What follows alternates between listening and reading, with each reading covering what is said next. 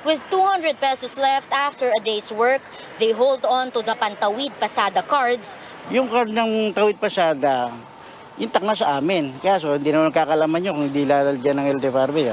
Ilang araw lang yun kung ilalagay namin sa diesel. Pero kahit pa paano, malaking tulong na rin sa amin. According to the LTFRB, the 6,500 peso fuel subsidy is now on its way to drivers' Pantawid Pasada cards. 156,000 na PUJ kasi sila yung meron ng cards. We will call out all the rest of the operators to process their cards naman po. LTFRB says there are more than 377,000 target beneficiaries for now, but this can still go up. They include drivers of public utility vehicles, taxis, tricycles, and ride-hailing apps or delivery services. But tricycle drivers and riders may receive less. Looking at the modes, mas malaki naman talaga ang krudo na gagastusin sa bus, sa PUJ, sa yung mga higher modes compared sa tricycles at sa motorcycles po sa mga deliveries. But Arnolfo Cores is doubtful. He says UV Express drivers like him also took a hit when the pandemic struck, with no help in sight. UV Express po talaga na pag-iiwanan. Kung ano po ang jeep, ganun din po kami. Naghahatid naman po kami ng mga pasahero. Lahat ng legality na binibigay ng inaatang sa amin ng LTFRB, ginagawa po namin. The train law provided fuel vouchers only for franchise holders of public utility jeepneys. The 2022 General Appropriations Act expanded the program. There's not much satisfaction from jeepney drivers too. While some welcome the fuel subsidy, others prefer to continue fighting for a fare increase or even stage a transport strike. Pumunta kami doon ng LTFRB, madaming requirements, mahirap kunin yung mahirap kumuha. Tsatsaga lang po kami. Pero pagka tumaas pa po yung krudo, hindi na po kami para bumiyahe po. Siyempre, hindi naman namin pwedeng hihinto ang biyahe. Paano naman yung ating mga commuter, mga mananakay? Wala. Kaya anong nangyayari sa amin, bawi-bawi lang. Amor Santos, CNN Philippines. The Agriculture Department is also set to release the fuel subsidy for farmers and fisherfolk any day now. But will the 3,000 peso aid be enough to shoulder the higher cost of production and transportation? Stanley Gaheta has that story. 64-year-old farmer Apolinario de Armas felt a sigh of relief when he learned about the 3,000 peso fuel discount voucher from the Department of Agriculture amid the rising fuel costs. He uses 10 liters of diesel to power the plow in a 2,000 square meter farmland. Makakatulong din yun. Siyempre, wala kaming hanap buhay na yun ang inaasahan namin. Ang inaanin namin sa bukid hindi sapat. We get the same reaction from 24-year-old fisherman Carmelo Aguas, who needs 2 liters of diesel to operate his motorized fishing boat. Malaking bagay na po yun para sa aming mga trabador, mga ingisda. Makakatipid kami sa kakarga ng diesel. Medyo madadagdagan yung kita namin, ganun. Special Provision number 20 of the 2022 General Appropriations Act provide for a 500 million peso fuel subsidy program that will benefit Filipino farmers and fisherfolk nationwide. According to the Agriculture Department, the discount will help reduce production and transport costs of major agricultural products. Regional field units will issue the fuel vouchers to qualified beneficiaries. Authorities have a list of rice farmers, including those who own farming machines, either individually or through a farmers association or cooperatives. The Fishery Bureau likewise has names of fisherfolk owning small to medium-sized motorboats across the country. About 150,000 farmers and fisherfolk will benefit from the subsidy. We're about to receive yung kopya ng SARO galing sa DBM at nakikipag-ugnayan nga kami sa DBP para doon sa card issuance. So in the next few days ay masisimulan natin yung release. But fisherfolk organization Pamalakaya believes a production subsidy worth 15,000 pesos is far better than a one-time fuel discount. Nabugbog na kami doon sa pagtaas ng presyo ng gasolina. Kaya kulang kulang. Yung 15,000 pwede pa rin namin magamit pagbili ng mga gamit ng pangisda. The Agriculture Department assures there will be more subsidy programs amid fuel price hikes. Another tranche is expected in the next quarter. Ito lang yung unang tranche at ina-expect natin na by month of April, in-approve naman ng Economic Development Cluster na magkaroon ng additional na pondo about 600 million pesos on top of the 500 million na nakapaloob sa General Appropriations ngayong taon. Stanley Gaete, CNN Philippines. The Budget Department defends the economic team's decision to retain the excise tax on oil. Budget spokesperson Rolando Toledo says lowering the tax will only lead to revenue losses. Economic managers believe the grant of subsidy to the transport sector is enough for now. Higher fuel excise taxes were imposed under the tax reform or train law. To be more specific po, the measures that will have to be significantly have a negative impact po dito sa ating revenue generation with projected loss of around 117 billion in revenues or around 0.5% of GDP. And eventually, if we maintain our disbursement program, it will result to a bigger deficit. Hence, the DDBCC po ay recommending that provided yung tinatawag natin targeted relief assistance instead through a social protection program. Labor groups are bent on getting a pay hike amid soaring prices of oil and basic goods. An employers group, however, tells workers to manage their expectations. The full story from our senior correspondent, David Santos. Members of a coalition of labor unions marching in Manila on Friday to demand increases in salaries. The last time the government implemented a new wage order was in November 2018, approving a 25 peso pay hike in NCR and setting the minimum wage at 537 pesos. In November 2019, months before the pandemic struck, there was a petition to raise it to 750. Kasi that time, ginagamit nila yung pandemic para hindi magdagdag ng sahod ng mga manggagawa. But with the soaring oil prices being worsened by the Russia-Ukraine conflict and its domino effect on basic goods, labor groups insist it is only fair and logical to revive the 750 minimum wage appeal. Medyo affected yung buying capacity ng ating mga workers. So, inactivate ko agad yung ating wage board. Kailangan yung minimum na sahod, maabot niya yung decent living standards, mabigay niya yung katumbas ng labor productivity ng mga manggagawa, at higit sa lahat, maibsan yung mga nararanasan ng mamamayan. But the employers group ECOP is citing a litany of reasons why raising wages now is not a good idea. First, it will only lead to wider pay gaps since majority of workers belong to the informal sector and do not earn minimum wage. Second, how about the underemployed who will grant them pay increases? And third, about 90% of the nation's businesses belong to the micro, small, and medium enterprises, many of which are still trying to recover from the pandemic. I'm not saying we are not to increases. It is up to the wage board to do that. I'm just warning people not to create expectation. The Trade Union Congress of the Philippines is also set to submit a separate petition to the wage board next week. The Partido Manggagawa, on the other hand, is asking Congress to pass what it calls a long overdue 100 peso legislated wage hike. A labor leader running for the Senate has an appeal to incumbent officials. Hinahamon natin yung mga nakaluklok pa sa kasalukuyan. Sa Hunyo pa ho magtatapos ang inyong tungkulin at responsibilidad, accountability sa ating mga manggagawa at mamamayan na umaksyon naman kayo. David Santos, CNN Philippines.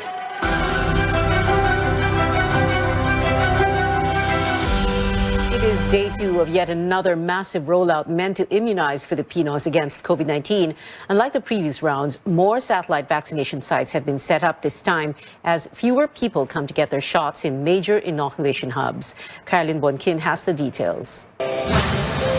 About 15,000 devotees visit Quiapo Church on Fridays. It's a melting pot of people from different places, and health workers are taking advantage of this to increase vaccine coverage. On one side of the church grounds, there's a satellite COVID-19 vaccination site offering primary doses for those aged 12 and older and booster shots for adults. The vaccination drive here in Quiapo Church will be held every Friday. Most of the churchgoers and vendors who got vaccinated said they hardly have time to visit a vaccination site. Magandang pagkakataon ngayon, kaya sinamantala na namin. Malaking tulong kasi hindi na kami mahihirapan eh. Pagkatapos ng magpapakuna, andyan na ang pagtitinda namin. Yung time na hindi ako makapagpa-booster sa Valenzuela, it is because busy ako sa trabaho, nakuha ko rito. Sabay ng pagsaserve ko, nakapagpa-booster ako. Ilalapit na po natin yung mga bakuna sa kanila para hindi naman po kumain ng malaking oras sa kanila. Though Metro Manila already reached the target vaccine coverage, 126,000 senior citizens and over 1.5 million adolescents and children remain unvaccinated, while over 5 million adults here are due for booster. Vaccinations also continue in cinemas and made available in workplaces like call center companies. Health workers from the Philippine National Police and the Armed Forces of the Philippines serve as vaccinators. Clinics are also offering COVID-19 vaccines for free. A day ahead of the National Vaccination Day, health workers in Barangay Horseshoe, Quezon City did house-to-house vaccination. But this plan didn't push through in other provinces. Because meron tayong low pressure area sa other regions, nakita natin na may mga lugar na binabaha at may mga lugar na umuulan. Galvez says it's too early to talk about alert level 0. Focus should still be more on further lowering infections and increasing our protection against the coronavirus. Caroline Bongkin, CNN Philippines. Beginning next month, the country will open its doors to all foreign tourists. The Tourism Department says the Interagency Task Force for Emerging Infectious Diseases has decided to lift the arrival quota for unvaccinated passengers in all ports of entry. They only need to present a negative RT-PCR test taken 48 hours before departure from point of origin or a negative antigen test taken 24 hours from departure. The resumption of visa issuances by Philippine embassies and consulates will also start on April 1st. The Education Department sets aside almost ₱1 billion to help schools holding in-person classes. In a virtual media briefing, Education Undersecretary Annalyn Sevilla says the agency has released a total of more than ₱977 million to public schools nationwide.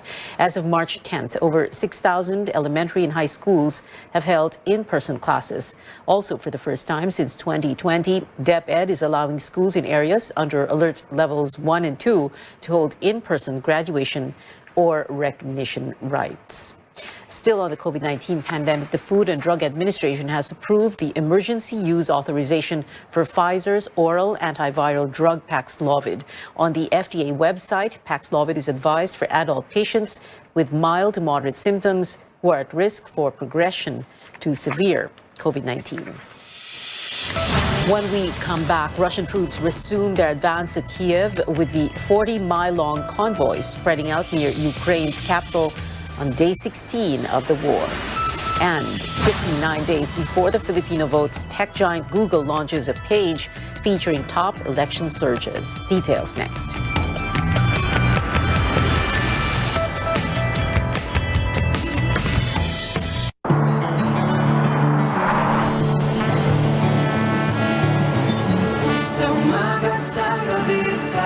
Bawat minutong lumilipas,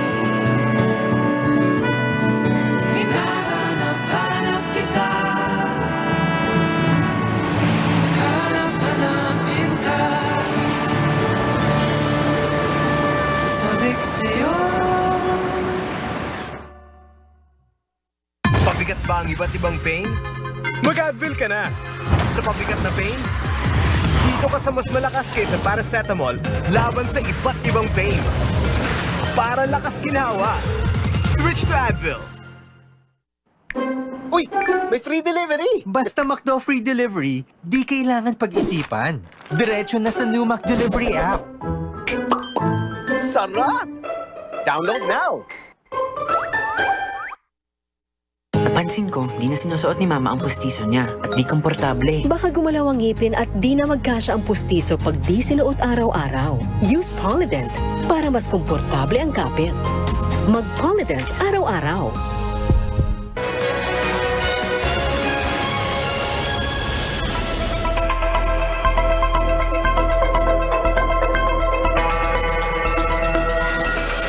You're watching Newsnight on CNN Philippines. No stopping for Russia 16 days into the deadly war with Ukraine. Moscow is asking the UN Security Council to hear out its claims that the United States is engaging, quote, military biological activities in the former Soviet nation. The U.S. dismisses that allegation as another false flag effort to escalate attacks. All these while Russian troops inch closer to the capital, Kiev. CNN's John Lorick reports. Satellite images taken by Maxar Technologies Thursday show the 40-mile-long Russian military convoy largely dispersed, with some vehicles in forests and others seen in residential areas near Kyiv. Ukrainian President Volodymyr Zelensky remains resolute. I am the president of an adequate country, an adequate nation, and the father of 2 children, and no chemical or any other weapons of mass destruction were developed on my land. The whole world knows that. As Russian troops inch forward toward the capital of Kyiv amid heavy fighting, Ukrainian forces say they defeated a Russian tank regiment in Brovary Thursday, eliminating its commander. We are doing everything to save our people in the cities that the enemy just wants to destroy. President Joe Biden will announce Friday that the U.S., G7, and the EU will call to revoke Russia's most favored nation trade status, according to sources familiar with the issue.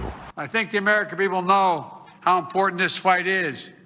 I think they know that as painful as the price is today, the costs are going to be higher if we do not act now to deal with this tyrant. Although the U.S. supports Ukraine's efforts, the White House declined to specify any so-called red line Russia could cross that would lead to U.S. involvement on the ground. It's important to realize that it's not in the United States' interest to get into a conflict with another nuclear superpower. That is and could be the beginning of World War III. I'm John Lawrence reporting. Ukraine says about 100,000 people have been rescued through evacuation corridors in the past 2 days.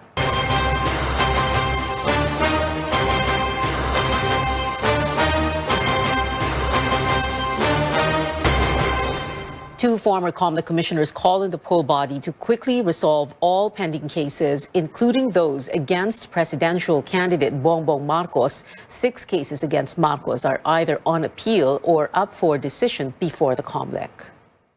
More than 30 days just to release a decision, that's mediocre. Cases na, dispose na nila yan. Masyado nang maraming kumita dyan. Tingin ko ang priority dyan, ang daming mga pending cases, especially those that are necessary or those that need to be resolved prior to election. They must free themselves from any political connections or partisan connections and be independent in the exercise of their function. Meanwhile, the former commissioners believe newly appointed COMELEC Chairman Saidamen Pangarungan, as well as Commissioners George Garcia and Amy Neri, are qualified for their posts. Former Commissioner Louis Guia says if there are doubts about the credibility and independence of these officials, the public may ask them to inhibit from cases with perceived conflicts of interest. Commissioner Garcia had already inhibited from the election cases of his former clients, who include 4 presidential candidates. Now, on the campaign trail, Manila Mayor Isko Moreno visited Nueva Ecija, where he alluded to 2 of his rivals. He questioned the revelation that Bongbong Marcos decided to run for president while watching the Marvel movie Ant-Man, pointing out the story was about a thief. Moreno also took a swipe at the term "nasa laylayan ng lipunan," which was Vice President Leni Robredo's 2016 campaign slogan. For Moreno, the slogan seems to look down on the poor. Marcos and Robredo have yet to respond to Moreno's statements. Senator Ping Lacson lashing out at the Robredo camp for allegedly peddling disinformation about him, as he insists he did not red tag supporters who attended her campaign rally in Cavite last week. In Zambales, Lacson said her camp should not spread fake news if it also decries being a victim of disinformation. Robredo's spokesperson Barry Gutierrez had said red tagging masked as concern is a, quote, new low. In response to Lacson's statement that he is concerned about a supposed alliance between Robredo's side and communist groups. Thousands of supporters welcomed Robredo and her running mate, Kiko Pangilinan, in the province of Negros Occidental. Robredo dropped by the Community Learning Hub in Himamaylan, which is part of her office's pandemic response that provides gadgets and internet access to students. Robredo won by around 600,000 votes against Marcos in Negros Occidental during the 2016 VP race. Marcos and his running mate, Davao City Mayor Sara Duterte, campaigned in the province of Laguna again. Laguna Governor and supporter Ramil Hernandez accompanied the tandem and their senatorial bets. Marcos won more votes against Robredo in Laguna during the 2016 VP race. Duterte told her supporters in Laguna it was under her administration that Davao City became the 4th most competitive and the 8th richest city. She adds she cleared the city government's debt of over 1 billion pesos that she inherited when she assumed office. Her predecessor, none other than her father, President Rodrigo Duterte. Senator Manny Pacquiao slams the Finance Department's move to remove perks of business process outsourcing companies that continue to allow work-from-home arrangements. Pacquiao says the work-from-home setup can help ease traffic congestion, save on fuel, and stabilize fuel prices. And Labor leader Leody de Guzman and running mate Walton Bello begin their campaign in Mindanao. Get to know some first-time senatorial candidates as we bring you the CNN Philippine Senatorial Forum. On our 8th forum, former Ifugao Representative Teddy Bagilat, former Eastern Samar Governor Lutgardo Barbo, and labor lawyer Luke Espiritu will address pressing problems and issues facing the nation. Will they make it to your list? That's happening this Sunday, March 13 at 7 in the evening with our senior anchor Rico Hizon, only here on CNN Philippines.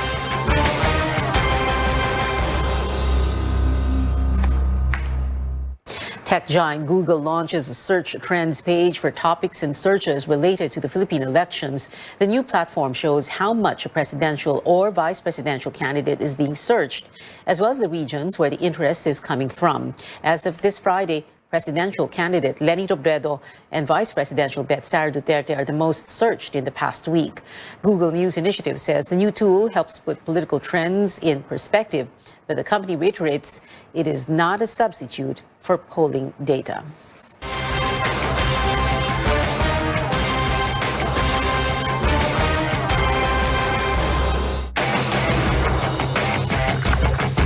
Straight ahead, things are looking up for Filipino pole vaulter EJ Obiena, who has joined the lineup of the Philippine Olympic Committee for the Southeast Asian Games. And exciting things also await Nintendo fans with his new theme park arriving at the Universal Studios Hollywood soon. Stay tuned.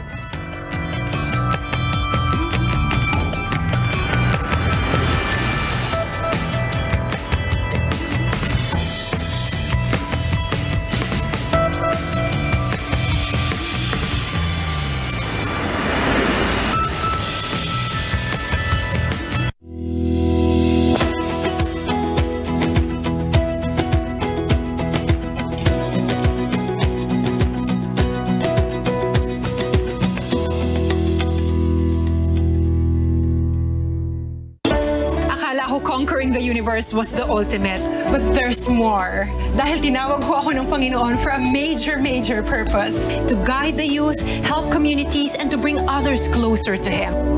Kaya I take care of my health through proper diet, exercise, and MX3 capsule. I am ready to serve. Kasi para sa Panginoon, hindi lang ako 4th runner-up. First place ako sa puso niya. Mahalagang paalala, ang MX3 capsule ay hindi gamot at hindi dapat gamitin panggamot sa anumang uri ng sakit. Uy! May free delivery! Basta McDo free delivery, di kailangan pag-isipan.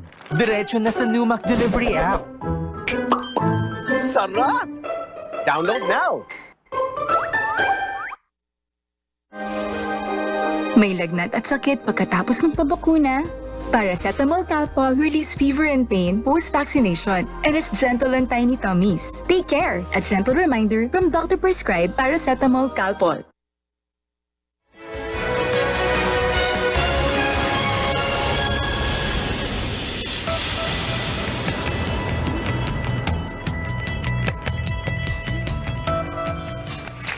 Welcome back. Mega star Sharon Cunette has made it clear she is not pleased with Salvador Panelo's use of her hit song during his senatorial campaign. The former chief presidential legal counsel sang Sana'y Wala ng Wakas during Sara Duterte's event yesterday. Cuneta lashed back online saying Panelo was not allowed to use the song. In a statement, the senatorial bed said he used the track to honor his late son with Down syndrome, adding that Viva Records gave him permission to use. In sports, Olympic pole vaulter E.J. Obiena has been formally included in the Philippine Olympic Committee's roster for the Southeast Asian Games in May, but Obiena's place in the Vietnam event is still up in the air since PATAFA said its endorsement will depend on the result of their mediation process. The POC president said on Wednesday the World Athletics body has not confirmed if the committee's endorsement alone guarantees Obiena's participation. And volleyball fans can soon get tickets for the Week 2 of the FIVB Volleyball Nations League's matches right here at home. Passes go on sale April 18th. Tournaments will take place at the Smart Araneta Coliseum in Quezon City on June 14th to the 19th and June 21st to the 26th. After over 4 decades of cheering kids up on Sesame Street, Emilio Delgado, who played Fix-It shop owner Luis, died yesterday. He was 81 years old. Delgado held the record for longest-running role for a Mexican-American in a U.S. TV series. Now, for those planning to take a trip to Universal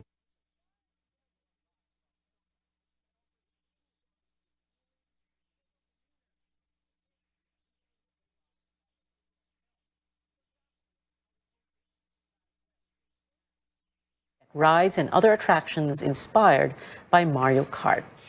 And that is it for now. Join me again on News.ph at 7 p.m. I'm Pio Ontiveros for Newsnight, where we go above and beyond the headlines.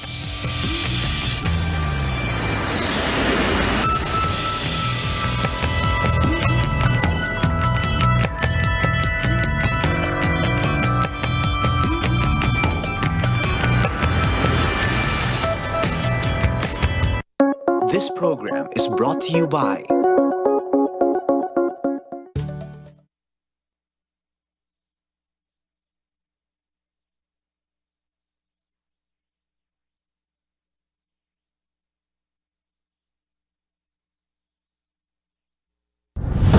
RPN Regional AM radio stations nationwide welcomes CNN Philippines, a first on radio.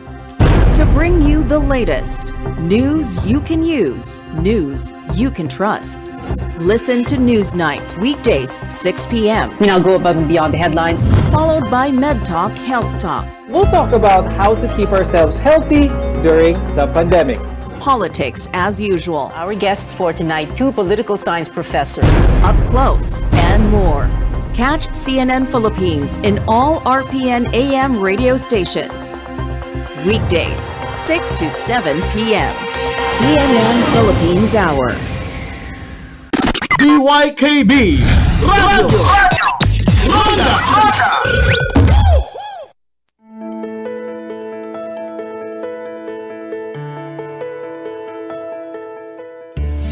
A smile can tell you a lot about someone. It offers clues on what they're feeling, their general demeanor, and it can even tell you a lot about their overall health. For example, halitosis or bad breath can be a sign of poor oral hygiene or even more serious gum disease. The way we swallow our food, something we take for granted, can have an effect on the alignment of our teeth. This is why we need to give our oral health the best care possible, as it is a lifelong commitment. We'll talk about proper oral hygiene habits and procedures for good oral health on the program today. I'm Dr. Freddy Gomez, and welcome to Med Talk Health Talk on CNN Philippines.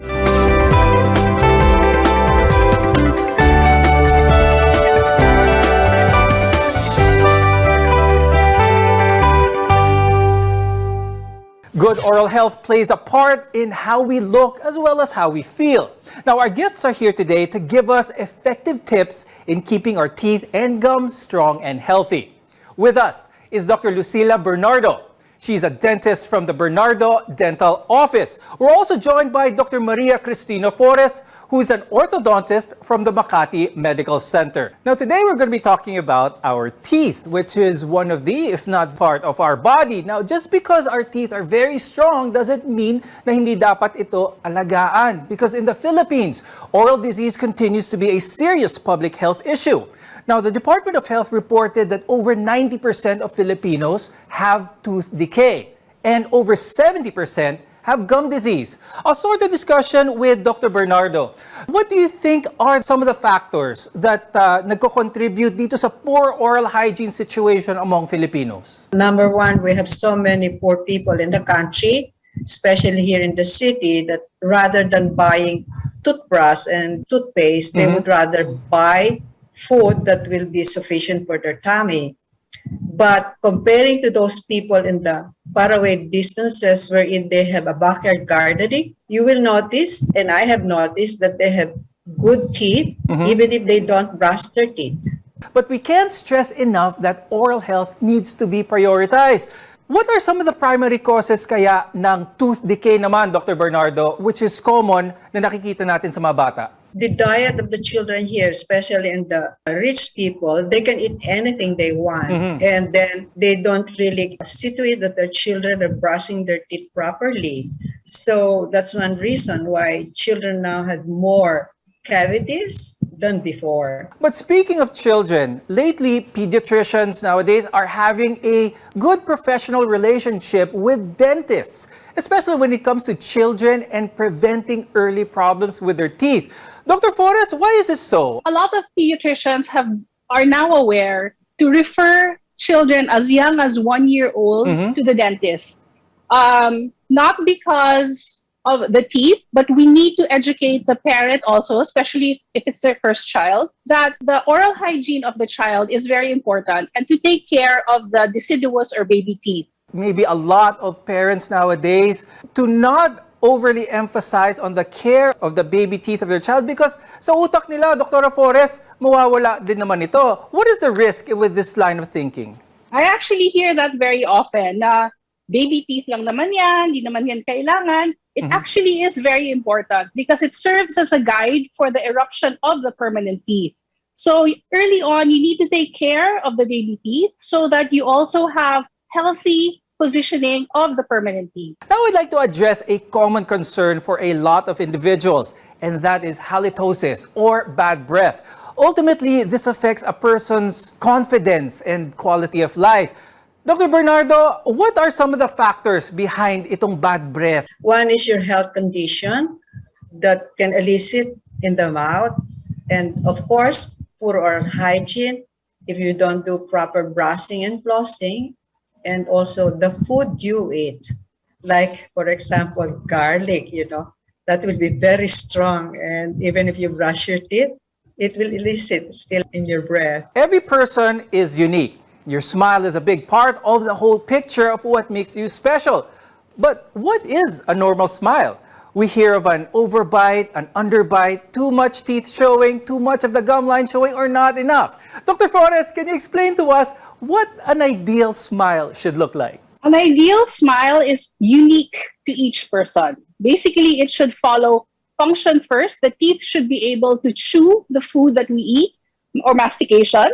Secondly, it should look pleasant when you smile. One person cannot have the same smile as the other. So each dentist should individualize the smile for each person. Dr. Bernardo, what should we know when it comes to brushing our teeth? Paano ba yung tamang paraan ng pagsipilyo? And is flossing just as important as brushing our teeth? You have to floss your teeth very well so that the big chunk of food that are caught in between your teeth are removed first, and then you go to toothbrushing. And you have to use a soft bristle to avoid hurting your gum. Because brushing, especially at the back area, you have to close your mouth a little so you can really manage to clean the inside part and also the outside part near the cheek. Now, when it comes to toothpaste, there are so many to choose from. Now, what is important though is that it has fluoride. Dr. Bernardo, tell us more about this because there's been some misconceptions about fluoride in the past. Is this one of the most important things to look for when it comes to toothpaste? It really helps your enamel, no? But there are patients who are allergic to it. So you have to tell them also to check on what toothpaste they should use.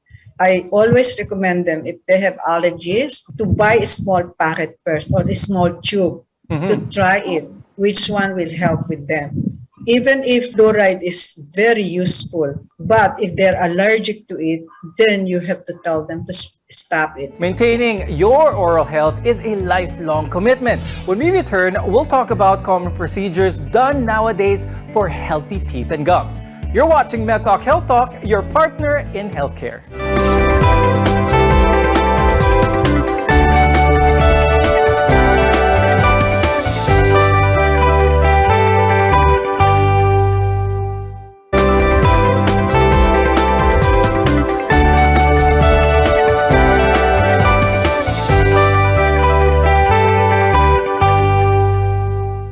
I'm Dr. Freddy Gomez, and welcome back to MedTalk Health Talk, where caring is our calling.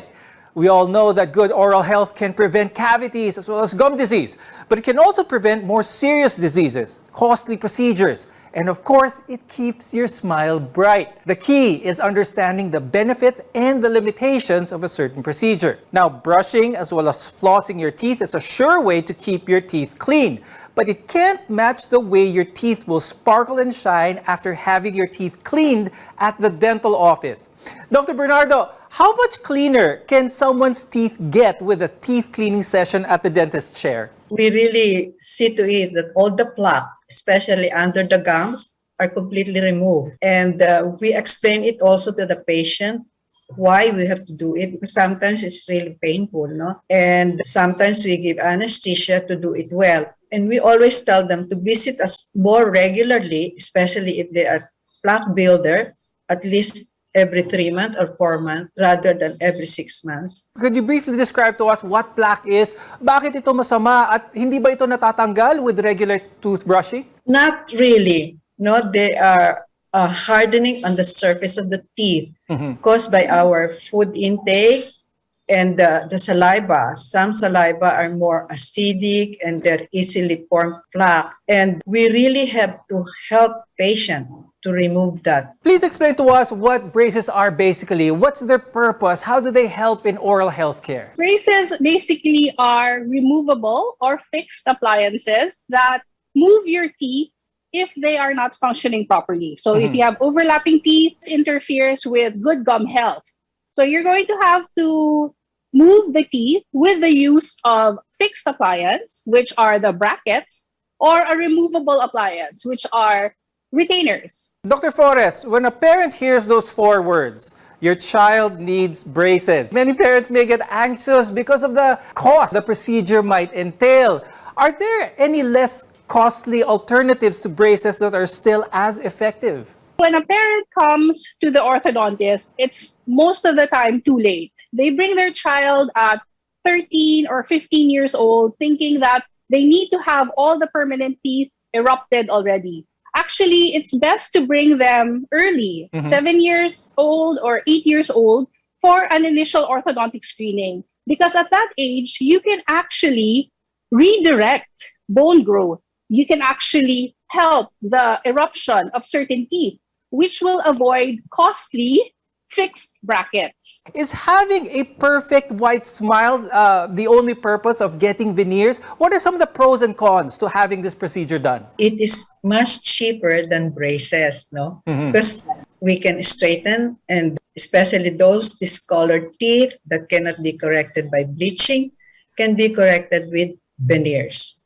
It's really beautiful once you're done, but you have to explain it very well to the patient, the ups and downs of veneer. Once you have the veneer, you cannot just bite like corn on the cob or munch on chicken bones, or things like that. And I always require them to wear a mouth guard. Dr. Bernardo, when it comes to veneers, is there anything permanent done with the person who wants to get veneers? If several years down the road, they just feel na, okay, I don't want these veneers anymore, and they just remove it. Is that all that's needed? No, it's impossible. Once you have the veneer, your teeth are already ruined because we shave off your enamel. At least we shave it like 1 millimeter, so you reduce the enamel. That's why you develop hypersensitivity to cold and even food that you take. Now, another common procedure is teeth whitening. Dr. Flores, I'd like to ask you about this because teeth whitening can also be achieved with a visit to the dental office. But I'd like to compare and contrast this with those do-it-yourself kits that can be purchased online. Are there any risks to doing teeth whitening at home? There are many brands in the market which use different materials. So varies actually based on the percentage of the whitening solution. So it's always best to consult your dentist. Never do it on your own. How important is it that someone or a child who needs braces have it done with a truly qualified orthodontist? You can't just put braces. So there was, I think, a trend recently wherein you buy your brackets online and then you put it on yourself. So you have to understand bone movement and tooth movement. You can't just put braces just because you feel like you can do it on your own. So you need to go to a qualified orthodontist for you to be able to achieve what you are looking for in a perfect smile. Now, brushing your teeth and flossing daily are essential in keeping your teeth and gums clean and strong. And having procedures done by qualified health professionals can get that extra step. But it takes more to maintain your oral health. More on this when we return. Your health is our mission here on MedTalk Health Talk. We'll be right back.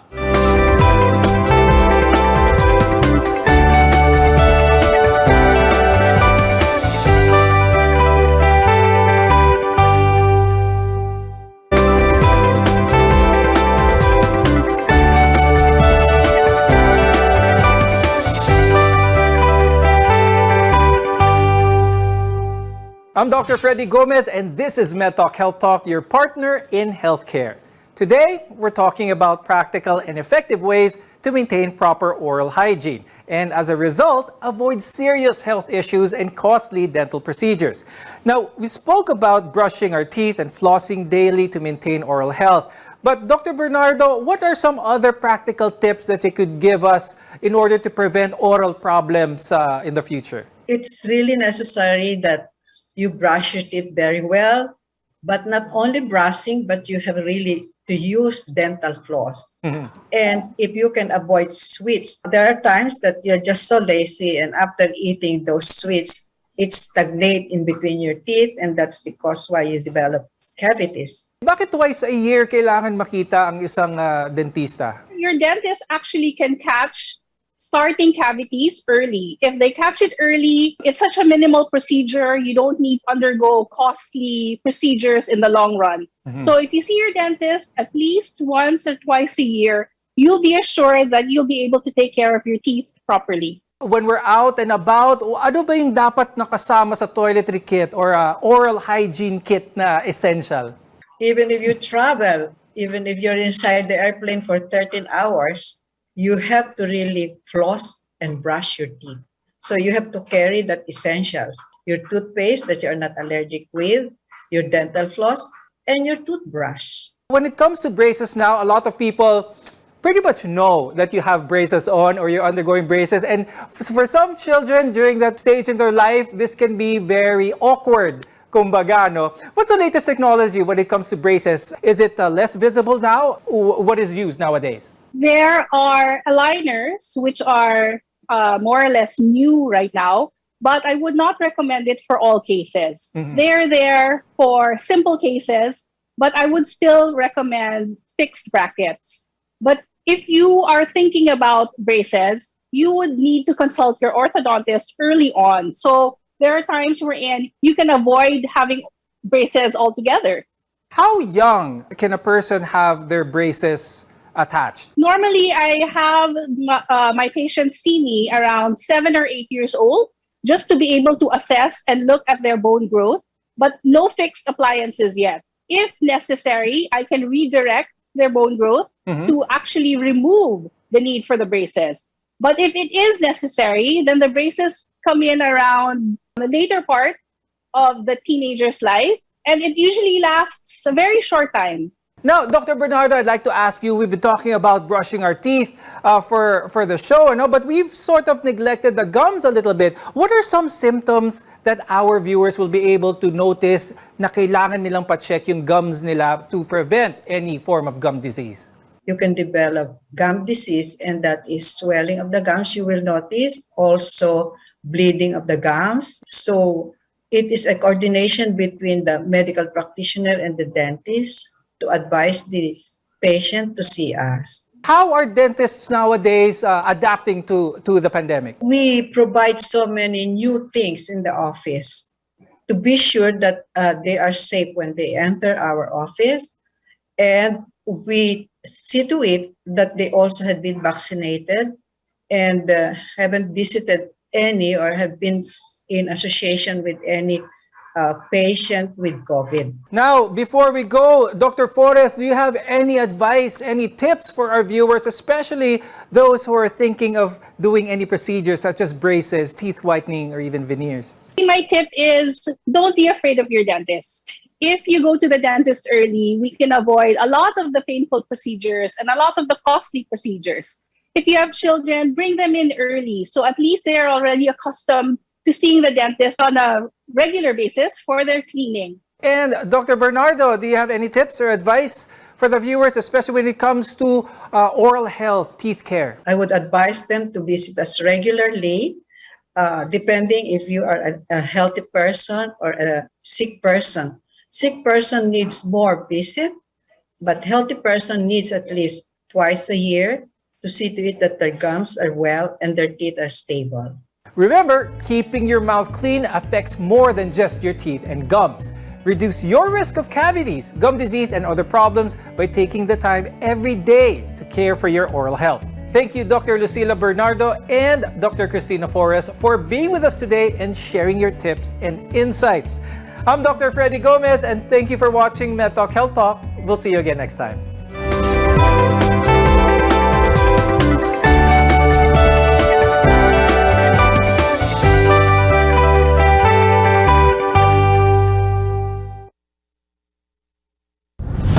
RPN Regional AM radio stations nationwide welcomes CNN Philippines, a first on radio.